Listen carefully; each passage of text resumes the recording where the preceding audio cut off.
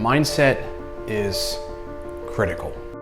It's really, it's really disproportionately the important thing to, being a financially successful adult. I think being an entrepreneur and being effective at building profitable companies that work over time, and just being an effective adult in the world requires a particular orientation toward focusing on things that focusing on possibility thinking and what you think can happen, as opposed to the other side, which we're all too familiar with, that super negative, pestering, cynical perspective that doesn't really allow you out of it traps you in a prison of limited thinking. Early in my time as an entrepreneur, this was like 7 years ago, and for the ensuing 7 years, but a lot in the early years, I spent a lot of time reading success books, and those books are really not so much about achieving financial success, like the nuts and bolts of achieving financial success. If you've read How Successful People Think by John Maxwell, Think and Grow Rich by Napoleon Hill, all the various books by various authors about managing the subconscious mind and how that relates to success, none of that stuff really talks about the mechanics of how one builds a profitable company. There are business books that talk about that stuff, and you can go get that, but a lot of the real solid, tried and true How to Win Friends and Influence People by Dale Carnegie, a lot of those books, they talk about managing your mind. They talk about it's mindset. It's having an orientation toward possibility thinking rather than being fucking, negatively enamored by, the sort of pervasive, collective group think of shit isn't possible, why even try it? It's like 101 reasons that something can't happen. The rate of success in a startup is 10%, 90% of startups fail. It's like, dude, you know why 90% of startups fail? It's because the fucking entrepreneur behind the startup thinks like that. You know what I mean? Whenever I start companies, I go, do you think I even think about failure? Do you think I even run it through my mind that that's a possibility? Never. The moment you start running scenarios that where you could fail, and listen, don't get me wrong, I think it's important to negatively visualize. I do that sometimes, and it helps me. It's like it lights a fire under my ass to make sure bad things don't happen. But the more that the more that you don't believe in your capacity to do things, the less your brain has the ability to actually fucking go through the mapping, of I guess visualizing is the word. I mean, just sort of picturing what you need to do and what you want to do to get the outcome. I think I'm driven by, and I think a lot of other entrepreneurs are driven by, the realization that they can be better and that they have a particular capacity to get things done.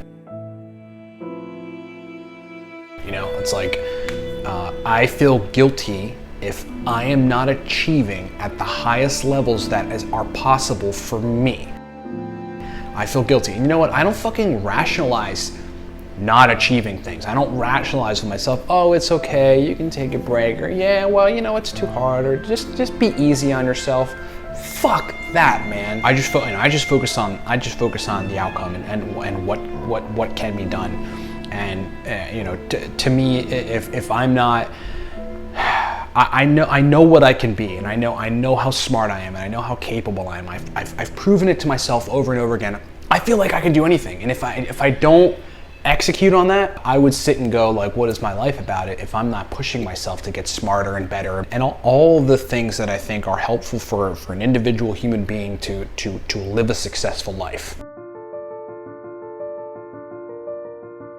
Negative thinking and limiting your worldview based on your memory is an easy pattern to fall into. It's actually the default pattern for everybody, for most people, right? And so, I think you have to recognize that. You got to consciously know that, and you have to look at it as if it's a game, as if your stupid fucking brain You know, your crazy anxious brain that's always trying to watch out for tigers eating you because you got this fight or flight thing just wired in. Your brain is always trying to worry you about what's happening. You know, it's always trying to tell you that that things won't work. And I think this is partially combined with the shitty conditioning that kids have to go through growing up from their shitty parents, you know, who are always like, no, excuse me, and come on, you know, pay attention to where you're going, like speaking to them in these shitty fucking tones. I see parents talking to their kids like their kids are dicks. It's like, dude, you wanna nurture and optimize your kid's brain, you know, and instill positive vibes in their psychology about what they can do and what and you know, how the world is and how they can be effective in doing whatever it is they want to do. Like everything's like no, and don't do this, and don't touch that, and conform in school, and behave, and sit up straight, and all this other shit that limits people from actually going and doing what they want in the world. A lot of people think I'm too aggressive, too outspoken, you know, I'm just too real for shit or whatever, and it's like, fuck that, man. I am who I am. I am who you are when you knock down 6 drinks. I don't need drinks to be who I am. This is who I am, and I'm comfortable with that, man. You know, if people don't disagree with it, that's cool. No one agrees with everybody. You know how many people are polarizing that have very particular perspectives? Everybody, from Donald Trump to Tim Ferriss to whoever else, you know, to Vladimir Putin. Everybody's polarizing if they you know, agree to if they bind to a specific set of principles or ways of being, you know, or ways of thinking or ways of behaving. That's it. You're not going to please everybody. Who gives a shit? Focus on your people. Please your people. You know, be friends with your people. Love your people. You know, that other contingent of people that are going to hate on you and talk shit and be negative about what it is you want to do and all the rest of that, you just cut them out of your life.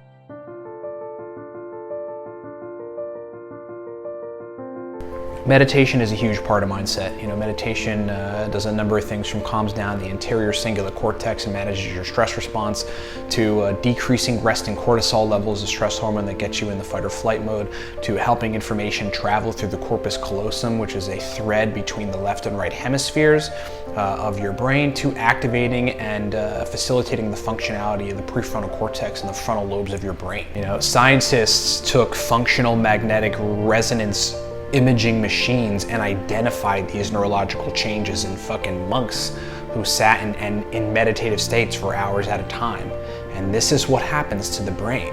You got increased gray matter, increased neurological capacity in various regions of the brain. And as a result, there's a lot of other sort of functional concepts of people's thinking that improve, like empathy and like positive thinking and like happiness. You know, happiness is left prefrontal cortex activation. You can optimize the way that the muscle of the brain works by meditating. And so I do that every day. I spend 5-10 minutes in the morning, 5-10 minutes in the afternoon, 5-10 minutes late at night. And for people on the outside looking at meditation, like, oh, it's you know, it might not be that effective, or what's the big deal about it, or like the most ridiculous, like unevolved way of looking at it is that it's woo-woo or something. Retarded. Yeah, woo-woo. Let me show you my fucking key fob to my 2015 C300 Benz. Woo-woo that shit. That's people's problem. That's people's problem. They think mindset and personal development and self-development and success literature, you know, is corny or somehow otherwise not cool. Yeah, that's cool. I'll take the win. You know, execution is everything, health is everything, energy is everything. All this stuff plays a role, but mindset is like, you know, you can't do it without mindset. You can't. You have to visualize your goals. You got to do all that stuff. You know, you have to actually try to picture what you want your life to be, and you got to keep doing that all the time. Mindset matters. Mindset matters a lot.